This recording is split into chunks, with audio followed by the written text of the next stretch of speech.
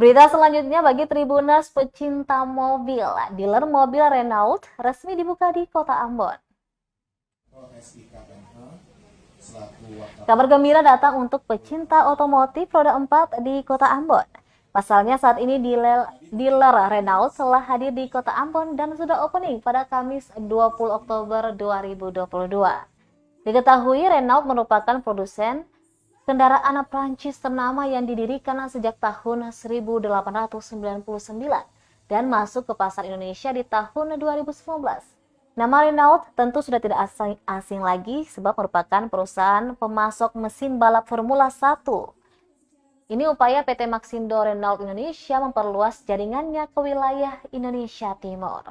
Dealer Renault yang akan dikelola PT Pratama 8 Abadi ini berlokasi di Jalan Sultan Babula, nomor 22 Kecamatan Sirimau, Kota Ambon.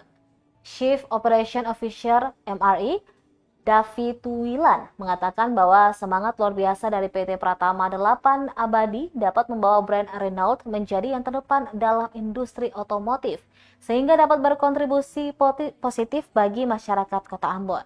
Sementara itu, Direktur PT Pratama 8 Abadi Dian Pratama Tasan mengungkapkan dealer Renault dirancang dengan desain modern dan minimalis serta dilengkapi dengan layanan 3S, sales, service, dan spare part, sehingga memberikan kenyamanan dan pelayanan terbaik bagi pelanggan.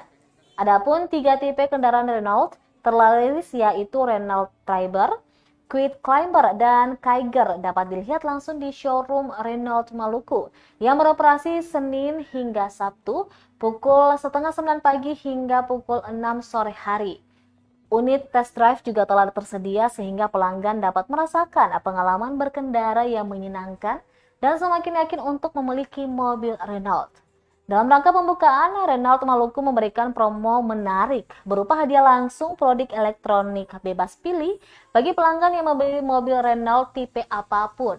Promo ini berlaku hingga 31 Desember 2022.